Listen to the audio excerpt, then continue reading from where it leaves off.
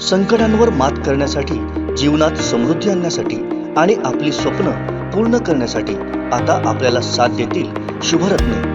आर्थिक, प्रापंचिक, राजकीय आणि शारीरिक भरभराटीसाठी आजच आपल्या राशीचं शुभरत्न परिधान करा। 5 पिढ्यांपासून विश्वासाची परंपरा। शुभरत्न केंद्र AH मोतीवाला, नेहरू चौक, महाराष्ट्र बँकेसमोर, निपाणी। मोबाईल 09448 14 24 21। सिंधुदुर्ग जिल्ह्यातील 41 परीक्षा केंद्रांवर 10वी कोकण बोर्डाच्या परीक्षेला सुरुवात झाली आहे। रत्नागिरीत 73, सिंधुदुर्ग जिल्ह्यात 41 केंद्रावर या परीक्षा होत आहेत।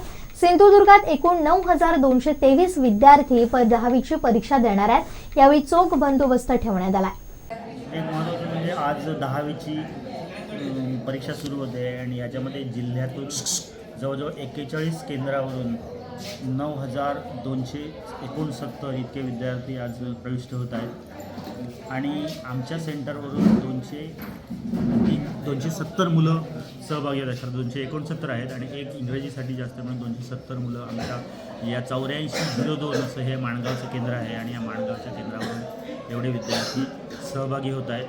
विशेष करून यावेळी बोर्डाने गेल्या 2 वर्षामध्ये कोविडमुळे थोडंसं सवलतीने काही परीक्षा घेतली गेली, परंतु यावेळी कुठल्याही प्रकारची म्हणजे खूप कडक शिस्तीमध्ये ही परीक्षा घेतली जाणार आहे आणि त्याच्यासाठी भरारी पथकं नेमलेली आहेत। मुलांसाठी शिक्षासूची केलेली आहे। या शिक्षासूची पहिला वाचून दाखवलेल्या आहेत आणि त्यामुळे फार काटेकोरपणे सगळी शिस्त पाळून ही 10वीची परीक्षा आपण घेतो आहोत। आज ही 2 तारीखला सुरू होणारी परीक्षा 25 तारीखपर्यंत चालणार आहे आणि यासाठी आता आमच्या सेंटरवर जे विद्यार्थी आले होते, विद्यार्थी आणि पालक, आज पहिला दिवस असल्यामुळे काही पालक सोडण्यासाठी त्यांना आले होते, त्या सगळ्यांमार्फत तसेच आमच्या संस्थेमार्फत आमच्या संस्थेचे मुख्य कार्यकारी अधिकारी, या शाळेचे माजी मुख्याध्यापक दीना आकेरकर यांनी सुद्धा यांना शुभेच्छा दिलेल्या आहेत। संस्थेमार्फत शाळेमार्फत आम्ही त्यांना शुभेच्छा दिलेल्या आहेत।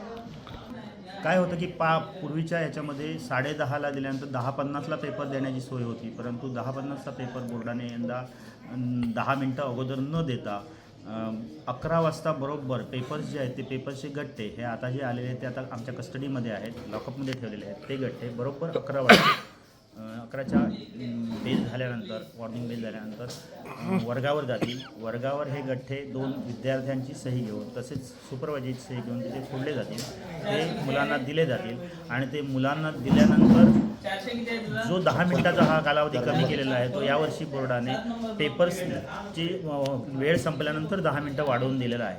म्हणजे 2 वाजून 10 मिनिटांनी आजचा पेपर संपेल। 3 तासाचा जर पेपर असेल तर 10 मिनिटं जादा दिली जातील।